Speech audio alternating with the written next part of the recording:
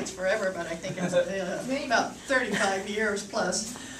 She and I have met a long time ago, and one of those things where, how many of you meet somebody and go, I'd like to know her, or I'd like to know him? Don't you do that? Yeah. And then you turn around and about a year later, you do. And it's like, wow, I am so glad. And they stuck it out. And they stuck it out, no matter what I was going through. They stuck it out. And I'm so excited about having her, because one of the things about your story is your life. So many times people don't want that life. They don't want that story. And they look at other folks, especially the media, is talking about somebody, this beautiful life they have. And they go, why do I have this life? Why do I wake up cranky with bedhead? You know, why have bedhead? With me it's bedhead. I mean, all of these things, the way that people are always looking at somebody else like they have the secret. Yes. You do have the secret. This is your life, and you can do anything with it you want. Now, I have no idea how that ties into Joyce's story today, because we haven't talked. But I know she feels the same way I do about people being the absolute best they can. Yes. Please welcome Rev Joyce Brown.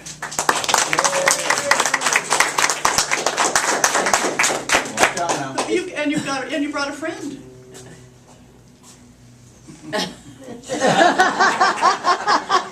Yes, I did, and it all ties in perfectly. A red bear ties in perfectly? Oh, yes. What you said. Oh, yes. What you said ties in perfectly to what it is that I'm going to do, everything I can to do. And y'all know how that goes. Hey, pull. There we go. Well, there's a whole load of. There's a whole load of it. Okay, so okay. I think we will just move this over here. Hey, Joyce, you could even move with the microphone somewhere. Oh, I don't know. Okay, so your life story is, first of all, I'm going to tell you about my buddy. And this is Mitchell. Mitchell. Hello, Mitchell. This is Mitchell. Mitchell has traveled with me for about 15 years, maybe. Mitchell has been to Europe and, you know, Amsterdam, Germany, that kind of thing. Philly, didn't like Philly. It was personal. I left Mitchell twice in Amsterdam, and once at a hotel, got back to Santa Cruz, left him in a friend's house. I was staying the night there. She was going to put me on a plane to fly back to San Francisco. I left him. No. Yeah, he was all right though. So I called her up and I said, set him up high so he can look out the window. And she said, of course. So Mitchell spent about a week with her looking out the window, loved it. She told me all about it. Mitchell has a story. The stewardesses, or not stewardesses anymore. Flight attendants. Thank you. Excuse me to all of those of you. Flight attendants loved him. They gave him, you know, peanuts, Coke, Pepsi, whatever he wanted. Once he even got a pillow so he could look out the window. So Mitchell has a story. Of course, I help him tell it, but he has one. But if you were tuned to Mitchell, then Mitchell would tell you Mitchell's story. So we're going to let Mitchell sit over on that corner so he can hang out, absorb all the ambience, yes? Yeah. Oh, I brought a book. It's called Write Your Story. Kinko's. They didn't pay me for that. Maybe I should talk to them about it. And it's really important that on your journey that you journal. Journaling helps you to get at the truth, and you stop writing down the things that aren't. The whole point of writing in a journal is to speak your truth about you and what you're experiencing. And when you do that, you begin to get a clarity about the life you're living. See, we have these two lives. Okay, we can have 50, but I can work with 2 at any given time. We have a life that says, why me? Why is this happening to me? Why is my bus late? I mean, we've got lots of stories. And the car. Oh, can't believe the car. On it goes and on it goes. And then there's the other stories. That we live in this world of, my life would be better if. My life would be better if I found that special person. My life would be better if I had a better job. And then we have these stories. Now, where is the third story? Ah, there we go. Sam snuck one in on you. The third story is the one you actually are living, but you don't like it.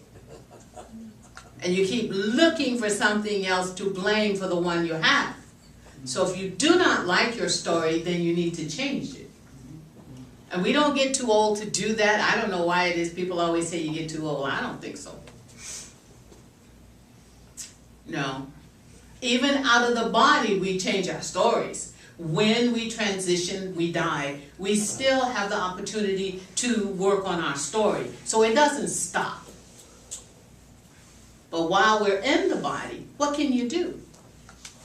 You can begin to change your story through how you see yourself, your thoughts. Thoughts are real. Imagination is real. You see? What I imagine can become far greater than what the reality is. The reality is I have a great home. I have a wonderful partner. I have great friends. I come to a church that likes me. I mean, this is just amazing stuff. Okay, this is real. I don't have to imagine this. This is real. This is real, real, real. What about when I start to imagine nobody likes me? I say, nobody likes me. You see, you don't say my neighbor don't like me because that's just like getting truthful. That's too logical. Why would you do Thank that? you. You make it anonymous, exactly. Nobody likes me. And I said, well, who is nobody? Well, you know. I said, I don't know. Who's nobody? Well, you know. I said, I don't know. I've had some of the biggest fights with people about, you know. I said, but I don't know. Explain to me. And you guess what? They don't speak to me again. Because I'm asking them to give me a reality. What is your story? What's the story you're writing? What are you telling me? What are you telling you is far greater. Because here's the point. The story that you tell you is the story I relate to. If you say my life isn't worthy, every time you meet me, you got to tell me how unworthy you are. That's the only story I have. So when I treat you that way, even if I don't physically treat you that way, but I do in my thinking, you get it. And then you get to feel more down, more unworthy, less of. We love that less of thing. I can remember working with a young man who had been told that he was had a learning disability because he spoke 4 languages or more in his home, all some dialect of the Chinese languages. So 2 sets of grandparents and his parents, and they're all speaking this different language, and he had to speak them all, and then English. Think about that for a minute. So at home, there is no English. At school, there is English. So he had a learning disability that followed him all the way to university. So I'm tutoring him, and I said, well, I didn't get it while he was in this class. I'm working with him. And he came in, he said, maybe you can help me. I said, what's going on? And he told me. I said, really? I said, you're here at the university, you speak 5 languages, and you have a disability. He says, yes. I said, well, okay. I didn't know what else. He started laughing, I started laughing. And he said, no one has ever made me laugh before. I said, well, this is just absolutely absurdly funny. I said, how many people you know outside of your family that speaks 5 languages? And that here you are at the university. And wonderful grade point averages, very smart, articulate young man. And the school had put on his papers that he had a learning disability. And the teachers were treating him as if he had a learning disability. So I was the only one that didn't treat him that way, and he really enjoyed it. I mean, we had a wonderful time. I tutored him and worked with him for a year. And he was transferring out. I said, you need to go and get that off your record. He said, how do I do that? I said, you have to go through the system. I said, I don't know what the system is, but you do not have a learning disability. Someone needs to know that you speak 5 languages, one of which is English. And everyone has told me that English is one of the most difficult languages to learn. I understand that because I'm still having trouble with it. There are days when I just wonder about it. You speak Mississippi? I can speak Mississippi sometimes. Sometimes. And then we do Those are words. They have meaning. It's a story. When an old sister say, yeah, you know what she means. And you don't get in arm reach if they said, You do not get in arm reach because you're going to get it.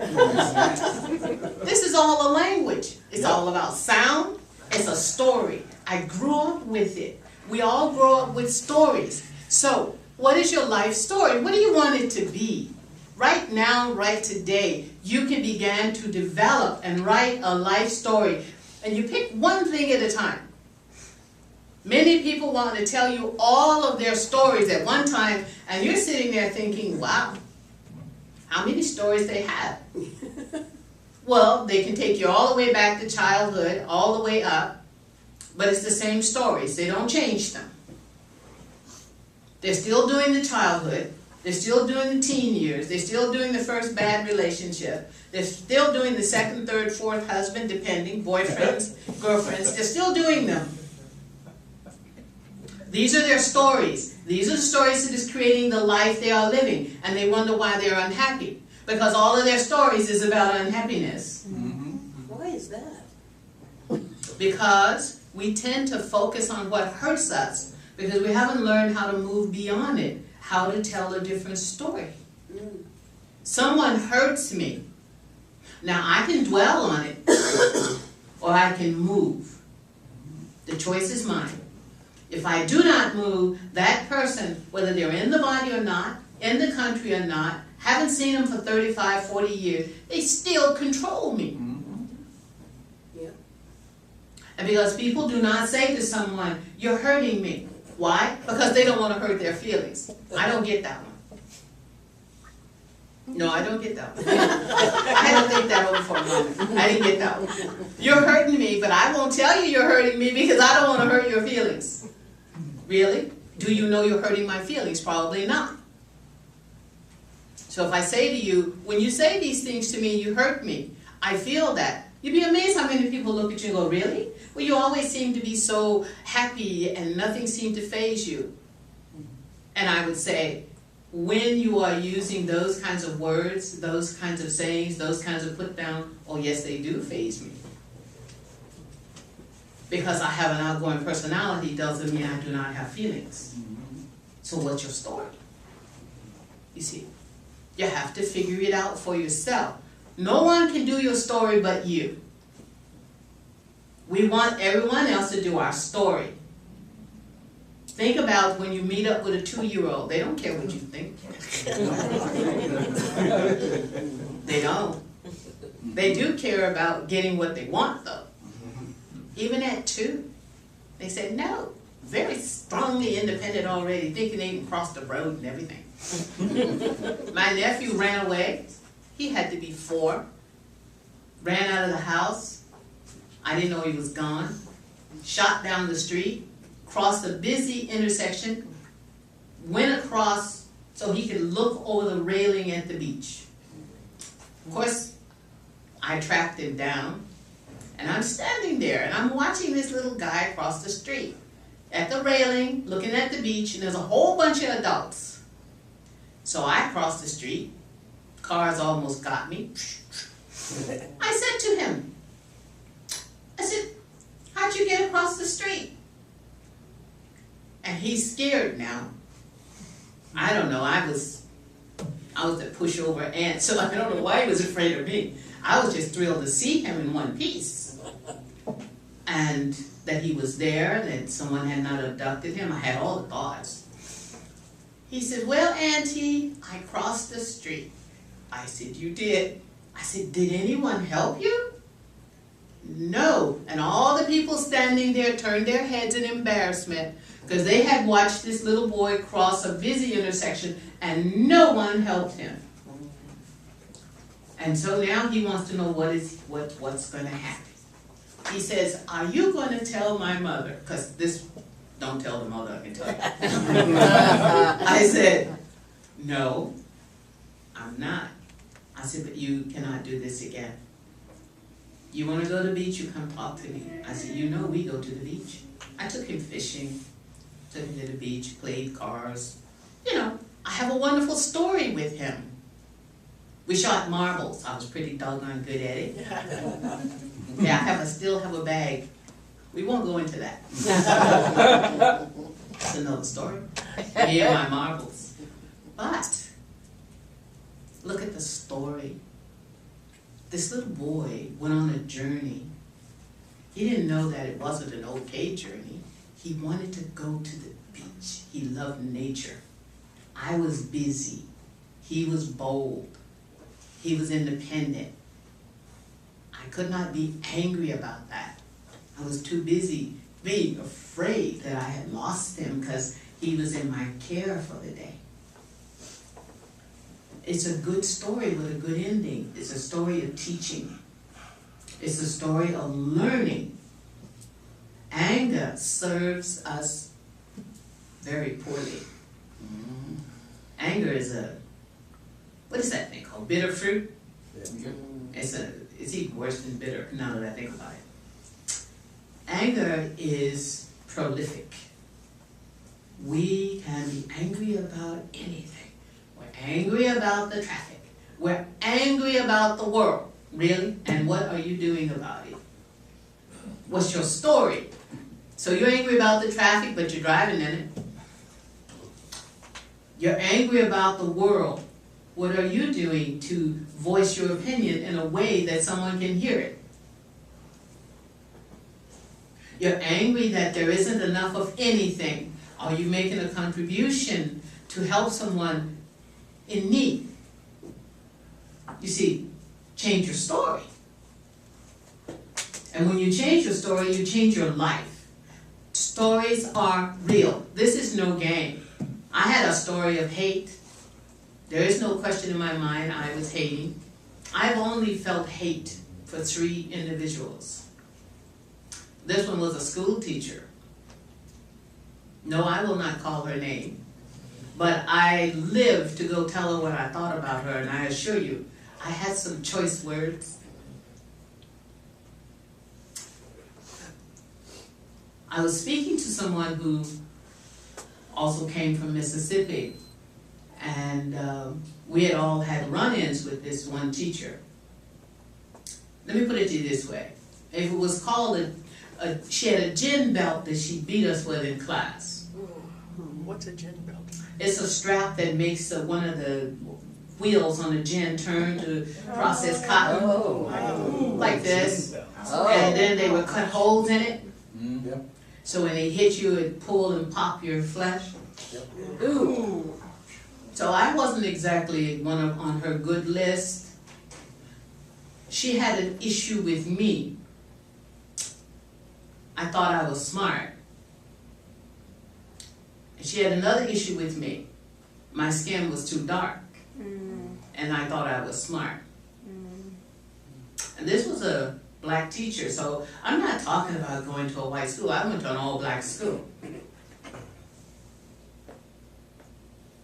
I wanted to let her know what I thought about her.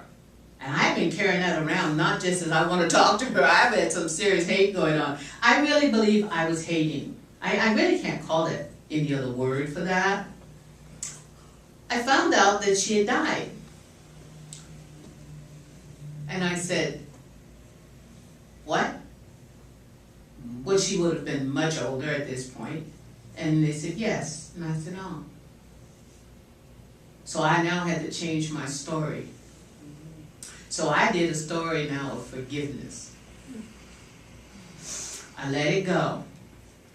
I let go of Mississippi. I let go of that school. I let go of the teachers. I let go of the children. I let go of the principal. I let go of the government. I let go of the whole state. I had another word one that jumped out of there. I heard it. Fill it in. No mention. But I did my forgiveness. I changed my story.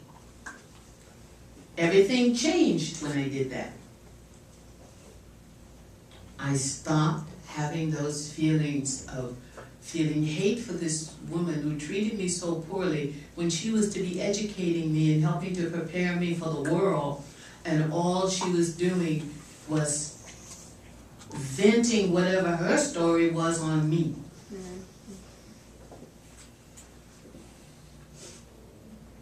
And she vented it on a whole room full of children that was literally being held there until they got to be 16. In Mississippi, when you're 16, you're an adult. You don't have to go to school. You can just get up and walk out. And there were those who did. And there were those who did not. They kept coming back because they wanted to learn to read. What was their story? They wanted to learn to read, to write, to understand something about history. They knew about cotton and corn and soybeans and horses and hogs and turkeys and chicken. I knew about all that stuff. But what about history that made sense, that educated me? What about that story? That was the story I had to go to the school to get. And then I'm going to the school that doesn't want to give me the story. It's as if the school want to keep turning out farmers, sharecroppers, day workers. So you have to change your story. I remember these stories. I feel them. These were real. I didn't make this up. If I was going to make up something, I assure you that would not have been it.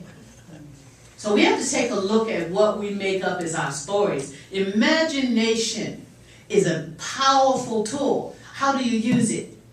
You go sit through a movie, what do? You totally immerse yourself in it, and you forget it's a movie. I've been known to make some comments, yell and scream and go, carry on. Go down there. Yes. Are you crazy? You know? Why are you opening the door? You know? We know this, right? It's like, Don't go there. I'm sorry, but the car is running. Get in the car. We do this. That's what imagination does. It takes us to that place of this amazing place of fear inside of us, and we're thinking we would run. Well, the people who wrote that, who scripted it and directed it and all of that, knew doggone well you would be standing there too with your eyes big trying to figure out what to do. Because they planted that in you to be afraid. So if you're going to write a script, you have to know how to write a story without all the fear and the anger and hostility. A good story is forgiveness. A good story is love. The love you send out go everywhere. It goes everywhere. You can't just say, I'm just going to love this dot. Well, okay, go ahead and love the dot. There's the dot right there. This would be me. Okay, now I'm just so stuck. Okay, I am so stuck. Okay, we're going to love the dot. Because we know what we give to the dot goes to the world. Yeah. So, I'm going to work my way out of this. Mitchell says, be at peace. Be in love. I'm just loving the dot right now. But what I do know is this. If we choose in our own way to say, I don't know how to do more than what I'm doing, that's a truth. You can work with that. But when you're sitting there saying, whatever is happening to me is happening to me because someone is doing something to me, And I am saying, if you're capable and you're able and you can walk away and you can change that story, why you do not change it? And the reason why many people don't change their stories, they keep waiting for the person who's hurting them to realize they're hurting them and that they should love them and stop hurting them. And so you repeat the story. Without you saying something to them. Without you saying something to them. Yeah. It doesn't work. It really doesn't. I haven't found it to work, Right. even in my life, because I truly thought my mother would understand that I truly loved her. And my mother didn't seem to care whether I loved her or not from my perspective. My mother was acting out her story on me. I'm trying to figure out what is going on and why is this happening to me. I didn't get it figured out until I was 23. And the truth was revealed to me by my mother. Inadvertently, I overheard the truth, and that truth did set me free. But it didn't stop me from hating, because I can tell you up until a certain time, I hated her. There was no question. I had hate. I cannot sit up here and tell you I didn't. That would be a bad story. I did, and then one day it occurred to me, I was wasting myself. So I moved through that. Changed the story, it changed the relationship. She's no longer in the body. She has been transitioned since 1974, and here I am in 1982, I'm still feeling hate. So I had an amazing experience with divine. I'm laying in my bed going, why me, why me, why me? Why me out of 10 children, me? Divine said, you have many mothers. You have had many mothers. And she is no longer your mother. It is time now. Just like that. I got it. I let go. And turned me around in a beautiful way. Completely opened me in a way that I had shut down. So, you want to change your life story? Number one, it's something that you have to want to do. No one can do it for you. That's like a number one. You want to change your life story? Okay, fine. I think that's wonderful. What do you want? You pick one thing at a time. You don't make a list of 15 things and say, why isn't this happening? Pick one thing on the list. It may be the last, the middle, the beginning. It doesn't matter. You pick one thing. And then you write a story around that one thing. Write it. Don't just think it, think it, think it. Because I can tell you, we have some very prankish minds. And right in the middle of you having a wonderful little thought, the mind come in and say, that won't work. But when you're sitting down writing, and you're focused, and you are right on what you're doing, the mind cannot get in and mess that up. I found that to be true for me. But I've been writing for a long time. I started when I was just a girl writing poetry and things like that. Once you have your story and you start to write your story, you have to be in your story. Your story isn't happening over there and you're standing back here. You are in the story every step of the way. Every step of the way you're in the story. You're enjoying the story. You are participating, you are smiling, you're laughing, you're saying hello, you're greeting someone, you're going to the bank, you're putting the money in the bank, and the banker's looking at you and smiling, you're looking at them and smiling, everybody's happy. And you step outside and you get into your beautiful car. I don't care if it's a convertible or hardtop, whatever works for you. It can be red, purple, green, yellow, whatever works. Rainbow, go for it. and you're driving and you're feeling lovely, write your story. This is not about what the world is doing. It is not about what your neighbors are doing. It is not about what your partner may be doing. Because sometimes your partner don't believe in what you believe in. And that just makes you smile, don't it? There you are in this partnership going on, and they have their own beliefs. Respect them. But you do not share with them expecting for them to say, right on.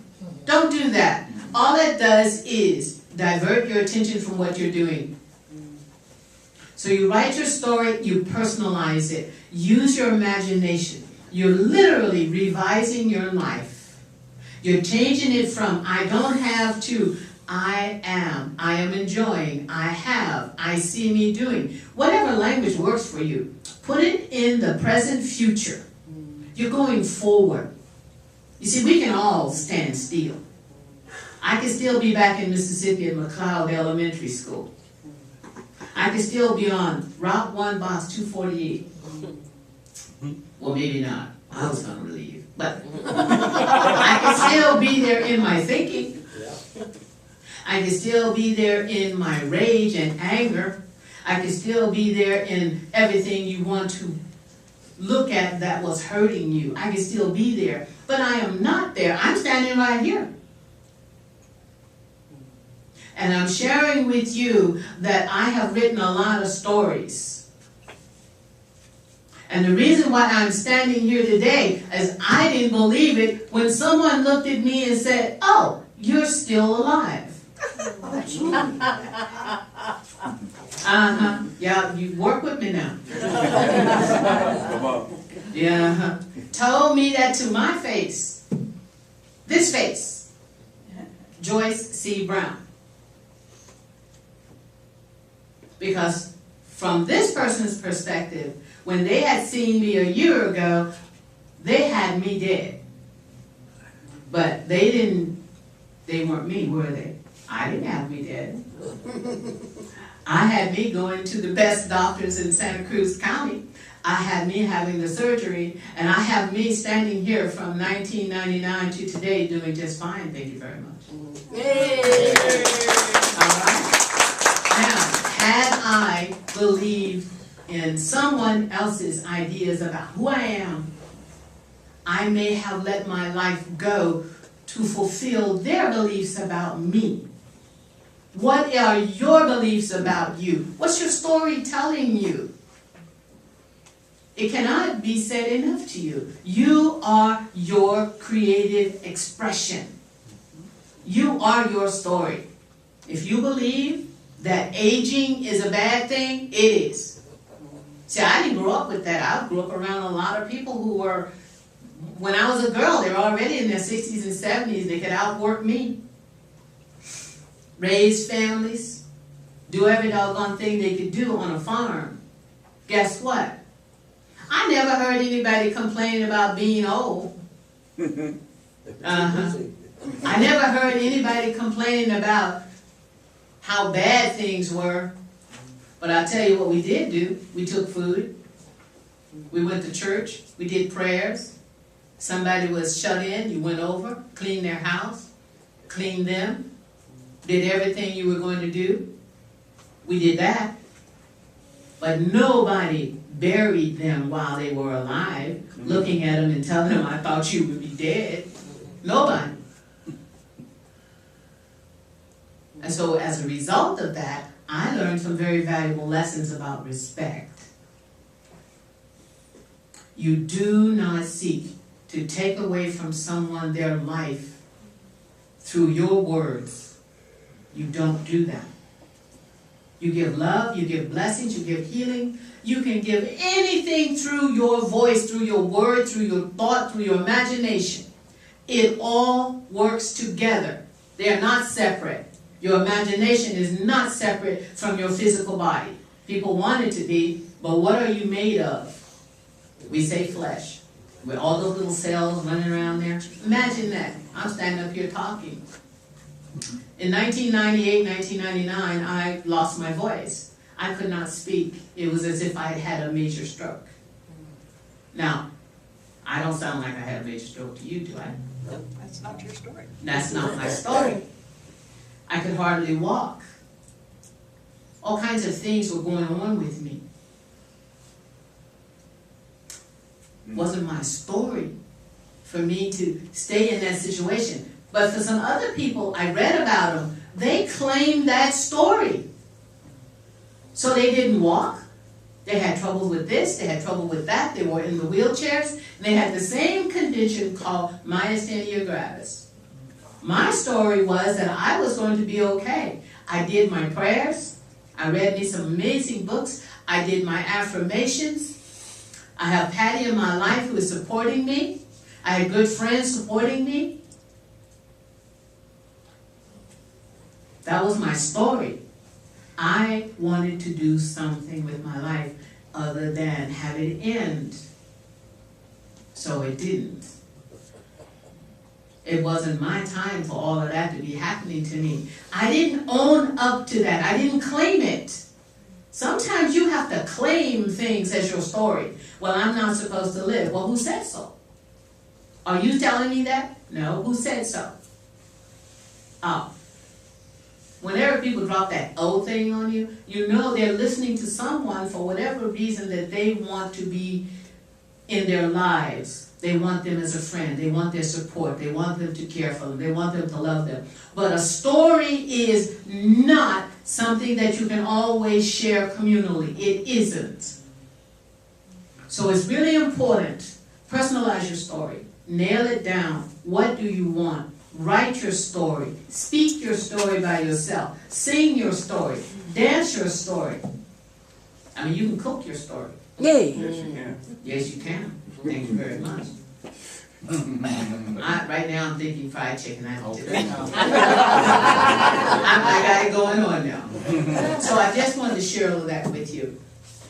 I brought a whole file full of stuff I was supposed to tell you. Yes, I put on my glasses. So what's Mitchell's story? Mitchell's story. Mitchell is, Mitchell allows me to communicate and to speak through Mitchell about journeys that I've experienced. And Mitchell has a wonderful story. I was preparing to give Mitchell away. No. I was cleaning out all the babies, the little beanie babies. I got tons of those things. And so I was gonna let him go, and I heard this little voice says, "No, not me." So I kept him. And then he started wanting to travel and get in the car, go in the backpack. And he does not like to be put inside the suitcase, so he had to go on the airplane. It's amazing what they'll let you put on an airplane. And he doesn't like to ride inside my purse unless it's for a few minutes because he needs to feel safe, so I stick him up with his head up. Mitchell's story is one of comfort. I get to express myself, who I am inside, that part of me that enjoys the merriment and the humor of life, that part of me that just enjoys being who I am as much as I can be every day. Even if it's the operator on the phone or the pharmacist, I am just expressing me all the time. And I get to express Joyce through Mitchell.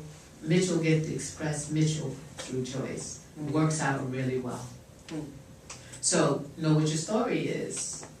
If you need to get a Mitchell, hey, he doesn't own the name. Get a Pookie. Whatever works for you, and write. Sit him there. Write. Explore who you are. But know what you want. That's the key. You don't want what I want. That grass is not necessarily greener over the fence because you don't know what the person over there has to do to keep that grass green.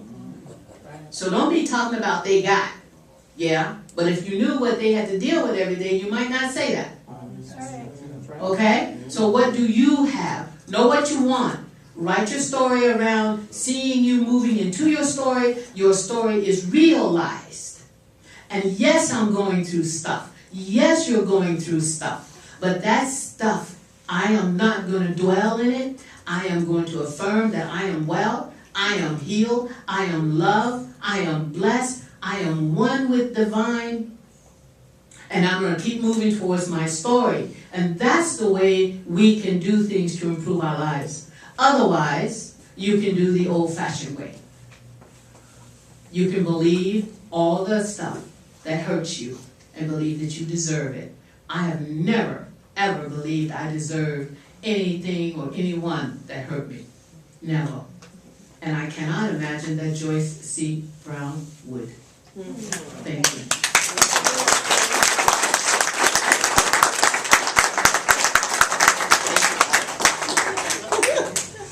Did you want to talk about your workshop? No? There is a workshop coming up called Whose Dream Are You Dreaming? And it sort of ties into telling your story, but it also ties into helping you to understand that dreams are real and they're giving you messages. It is learning how to be at peace with your dreams as opposed to fighting them and denying them.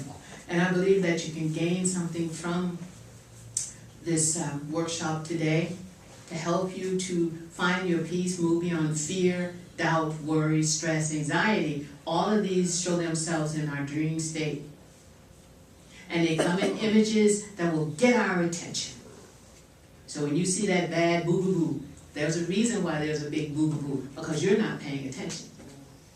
But then when you look at the boo-boo-boo, you realize that it has a name, it has a meaning, it has a purpose, and it's telling you something. It is learning how to understand it as opposed to dismissing it and saying it was a bad movie. Had nothing to do with a bad movie, except for the one that you've been creating inside of you. Yeah. And it starts at 1 o'clock? And it starts at what time? 12:30. 12:30. And we still have one half of the scholarship available, so if there's still one person that Yes, would like to come. right behind you. Okay. Yeah, a good friend who was coming couldn't make it. She hurt her knee, and she gave a scholarship. And I thanked her very much, and she's a dear friend for a long time, so I We just thank so her. look forward to it. Let her know that we thank you. Oh, she's I'll let her know. Thank you, everyone. Thank you.